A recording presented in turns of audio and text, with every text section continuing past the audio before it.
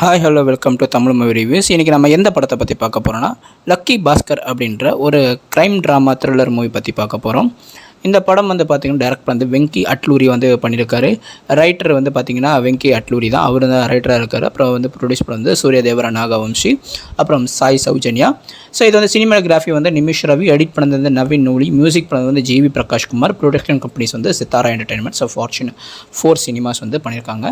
So இதோட கேஸ்டிங்ஸில் நம்ம பார்த்தோம்னா துல்கர் சல்மான் வந்து பாஸ்கர் குமாராவும், அதாவது பாஸ்கர் குமாராவும், மீனாட்சி சௌத்ரி வந்து சுமதியாவும், சூர்யா ஸ்ரீனிவாஸ் வந்து சந்தீபாவும், ராம்கி வந்து முக்கியமான இந்த கேரக்டர் நடிச்சிருக்காரு இந்த படத்தில், ஆந்தனின்ற கேரக்டர். அப்புறம் டினு ஆனந்த், ரகுபாபு, ஹைபர் அடி, பிரபாஸ் ஸ்ரீனு, அப்புறம் சிவநாராயண நரிப்பேடி, அப்புறம் சச்சின் கதேக்கர், சாய் குமார், அப்புறம் வந்து பார்த்திங்கன்னா சுதா, அப்புறம் சர்வாதேமன், டி பேனர்ஜி, இவங்களாம் வந்து இந்த படத்தில் நடிச்சிருக்காங்க. இந்த படத்தோட கதை என்னென்னா, ஒரு சாதாரண ஒரு மிடில் கிளாஸ் ஆள் யார் பாஸ்கர் குமார் அப்படின்ற கேரக்டரில் நடிச்சிருக்க துல்கர் சல்மான்.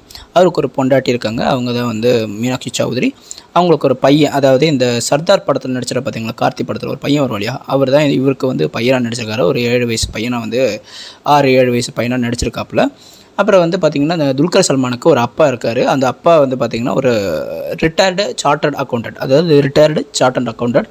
அவர் வந்து அவரோட ஃப்ரெண்ட்ஸுங்களோட சேர்ந்து பிஸ்னஸ் ஸ்டார்ட் பண்ணி அதுக்கப்புறம் வந்து ஃபெயிலியர் ஆனதுனால, ஃப்ரெண்ட்ஸ் பார்ட்னர்ஸ்லாம் வந்து ஏமாத்துறதுனால அந்த மனம் உடஞ்சி போய் யார்ட்டையும் பேசாமல் வீட்டில் ஒதுங்கியிருப்பார். அதேமாதிரி துல்கர் சல்மானுக்கு வந்து ஒரு தங்கச்சியும் தம்பியும் இருக்காங்க. 2 பேருமே வந்து காலேஜ் வந்து படிச்சுட்ருக்காங்க. ஸோ இதுதான் வந்து பாஸ்கர் குமார் அண்ட் ஃபேமிலி. பாஸ்கர் குமார் வந்து பார்த்திங்கன்னா மகதா பேங்க் அப்படின்ற ஒரு பேங்க்கில் வந்து கேஷியராக வந்து வேலை பார்க்குறாரு. அவர் வந்து பார்த்திங்கன்னா அவருக்கு வந்து சம்பளம் வந்து வெறும் 6000 தான். ஆனால் அவருக்கு வந்து சுற்றி கடன் மட்டுமே நிறைய இருக்கும்.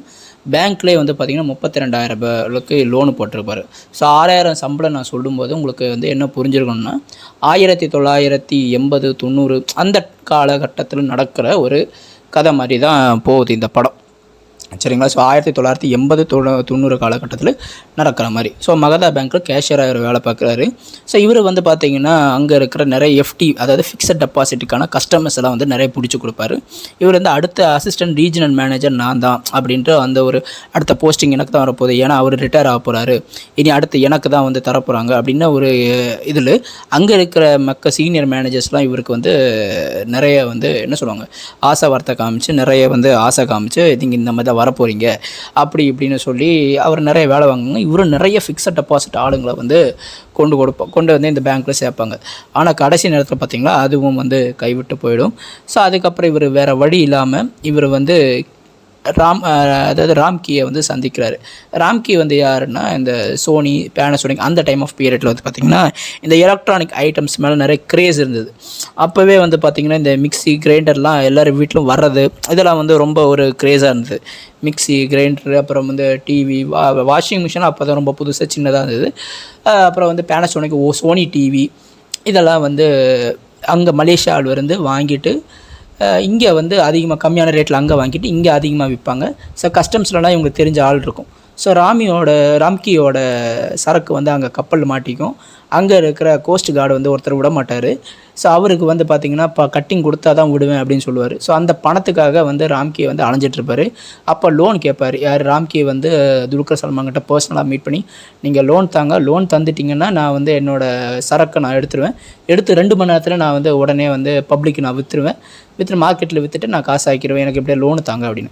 ஸோ இவர் வந்து அந்த மாதிரிலாம் பண்ண முடியாது சார், ஏதாவது வேணும், ஏதாவது இருந்தால் தான் நம்ம ஷூரிட்டி இதை தான் பண்ண முடியும் அப்படின்னு. ராம்கி வந்து சார் எனக்காக வந்து பார்த்திங்கன்னா இந்த கப்பல் லைசன்ஸ் இருக்குது, இந்த கண்டெய்னர், இந்த இதெல்லாம் இந்த ஷிப்மெண்ட்டு கொடுக்குற லைசன்ஸ் இருக்குது, அப்படி அந்த லைசன்ஸ் சர்டிஃபிகேட் வச்சு ஒன்றும் பண்ண முடியாது அப்படின்னு சொல்லி போயிடுவாங்க. ஸோ ஒரு கட்டத்துக்கு மேலே என்ன ஆகுன்னா, பேரலாக இது நடந்துகிட்டு இருக்கும்போது தான் துல்கர் சல்மானுக்கு வந்து வாய்ப்பு வந்து இந்த ப்ரொமோஷனுக்கான வாய்ப்பு தட்டி போகும்போது, இனி அடுத்த கடன்லாம் ரொம்ப பிரச்சனையாகுது அப்படின்னு சொல்லி அங்கே வந்து ஒரு பட்டேல்னு ஒருத்தர் இருப்பார். அவர் ஏரியாவிலே, யார்? துல்கர் சல்மான் ஏரியாவில் பட்டேல்னு ஒருத்தர் இருப்பார். அவர்கிட்ட இவர் 10,000 ரூபாய் காசு, அந்த காலத்தில் 10,000ன்றது பெரிய விஷயம். ஸோ வட்டிக்கு காசு வாங்கியிருப்பார். அசலும் கொடுக்காம வட்டியும் கொடுக்காம இருக்கிறதுனால நடுரோட்டில் வச்சு துல்கர் சல்மான் அசிங்கப்படுத்தி வண்டி அவரோட ஸ்கூட்டியை வந்து பிடிங்கிட்டு போய் பாக்கெட்டு கிழிச்சிட்டு சாவி எடுத்துகிட்டு போயிடுவார். இது எல்லாரும் முன்னாடியும் நடக்கும்போது அசிங்கமாக போயிடும் துல்கர் சல்மானுக்கு. ஸோ ஒரே நாளில் வந்து அது வண்டியும் போயிடும், அதே சமயத்தில் அந்த ப்ரொமோஷனும் ரிஜெக்ட் ஆகிடும். எல்லாமே ஆனதுனால என்ன ஆகுனா, ரொம்ப மன விரக்தியிலாகி என்ன பண்ணுவார், ராம்கி கிட்ட கேட்பார். சரி ஓகே, ராம்கி கிட்ட சொல்லுவார், நான் வந்து உங்களுக்கு காசு அரேஞ்ச் பண்ணுறேன், ஆனால் நீங்கள் விற்கிற இதில் வந்து எனக்கு ஷேர் வந்து எங்களுக்கு வந்து இத்தனை பர்சன்டேஜ் கொடுக்கணும். அவரோட அதாவது துல்கருக்கும் அந்த பேங்க்கில் மகதா பேங்க்கில் ஒர்க் பண்ணுற கேஷியராக ஒர்க் பண்ணுற துல்கருக்கும் அவரோட ஃப்ரெண்டாக வந்து பியோன் அங்கே ஒருத்தர் வேலை பார்ப்பார் அவருக்கும் வந்து ஷேர் கொடுக்கணும் அப்படின்னாங்க. ஸோ அது ஓகேன்னு சொல்லிட்டு ராம்கிக்கு வந்து இது பணம் வந்து கையாடல் பண்ணுவாங்க. பணம் வந்து கையாடல் பண்ணால் அந்த காலத்தில் வந்து பார்த்திங்கன்னா கம்ப்யூட்டரில் வந்து அவ்வளோ யூஸ் பண்ண மாட்டாங்க. ஏன்னா கம்ப்யூட்டர் வந்து ரொம்ப அவ்வளோவா வந்து சாஃப்ட்வேர்ஸ் டெவலப்மெண்ட்டில் எதுவுமே இல்லாதனால ஒட்டு மொத்தமாக லெட்ஜரில் எழுதிட்டு அப்போ கடைசி நேரத்தில் எல்லாமே வந்து கம்ப்யூட்டரில் சேவ் பண்ணி வைப்பாங்க. ஸோ அப்படி தான் இருந்தது. முதல்ல லெட்ஜரில் தான் எல்லாமே ஃபிசிக்கலாக தான் நடக்குமே ஒழிய சாஃப்ட்வேரில் எதுவுமே வந்து ஒன்றுமே கிடையாது. ஸோ அப்புறம் என்ன ஆகுனா இவர் அங்கே இருந்து இத்தனை கணக்கு இவ்வளோ பணம் இருக்குன்னு சொல்லிட்டு கணக்கு காமிச்சு அங்கே உள்ளே வந்து லாக்கரில் பூட்டுறதுக்கு முன்னாடி 2 லட்ச ரூபாய் கையாடல் பண்ணிடுவார். யார் துல்கர் சல்மான் எடுத்து ராம்கே கிட்ட கொடுத்துட்டு நீங்கள் இதை விற்றுட்டு இதில் வர ஷேர் வந்து எங்களுக்கு கொடுக்கணும். ஸோ அப்படி பழக்கமான ராம்கி அங்கே பழக்கமானதுக்கப்புறம் இவரோட லைஃப் வந்து எப்படி மாறுது அப்படின்ற மாதிரி புது ஆளுங்களை பார்க்குறாரு.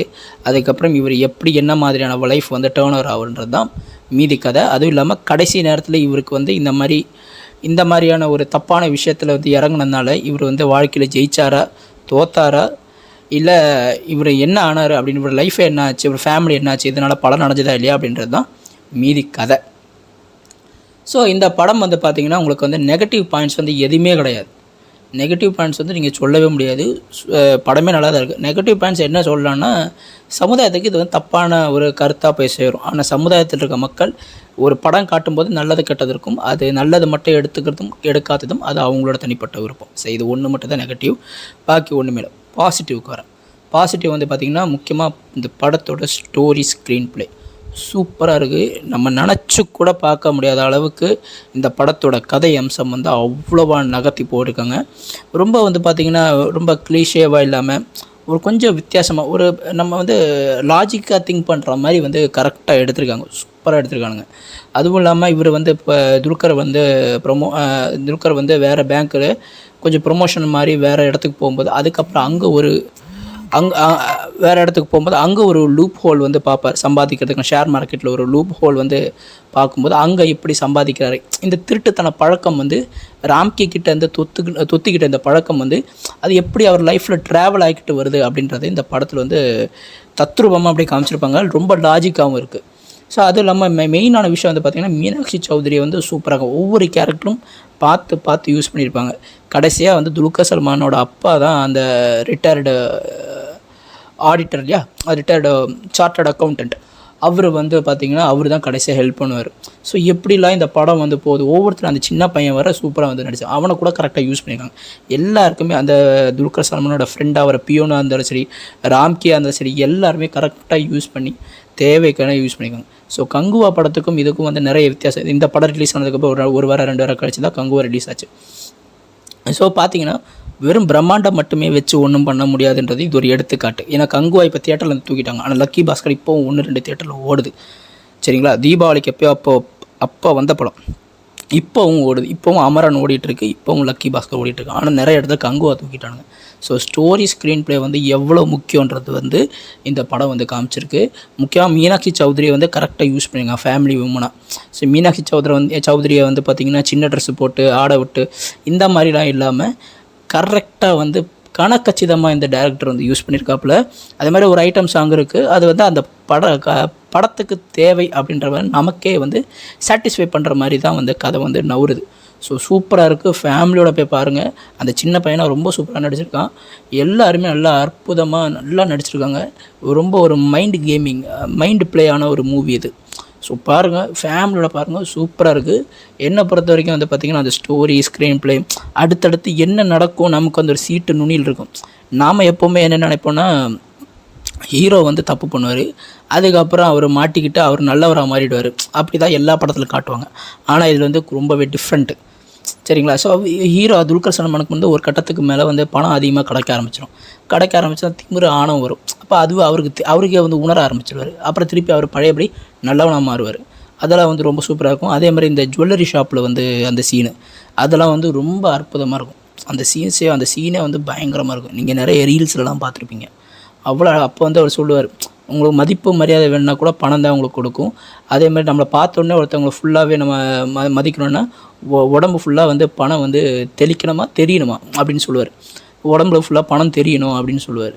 அதெல்லாம் வந்து பயங்கரமான சீன்ஸ் அது. ஸோ ரொம்ப சூப்பராக இருக்குது. அவ்வளோதான், நான் வேறு சொல்கிறது ஒன்றும் இல்லை. எல்லாமே நல்ல பர்ஃபெக்டாக எல்லாருக்குமே ஹீரோக்கு மட்டும் முக்கியத்துவம் கொடுக்கணும் அப்படின்லாம் இல்லாமல் கதைக்கு முக்கியத்துவம் கொடுத்துருக்காரு டேரக்டர். என்னை பொறுத்த வரைக்கும் இந்த டேரக்டர் வந்து தெலுங்கு இண்டஸ்ட்ரியில் மாட்டிக்கிட்டு சீரடியாமல் ஒழுங்காக இந்த இந்த 5 பாட்டு 5 டான்ஸு ஐட்டம் சாங்கு இந்த புஷ்பா மாதிரி கிரிஞ்சு படம்லாம் எடுக்காமல் இந்த மாதிரி படம் அவர் இனி ஃப்யூச்சரில் எடுக்கக்கூடிய என்னுடைய வாழ்த்துக்கள். துல்கர் சல்மானோட இந்த படம் வந்து 100 crore கிளப்பில் வந்து என்ட்ரியாக இருக்குது. அதுக்கு என்னுடைய வாழ்த்துக்கள். ஸோ என்னை பொறுத்த வரைக்கும் இந்த படம் வந்து எனக்கு ரொம்ப ரொம்ப பிடிச்சிருக்கு.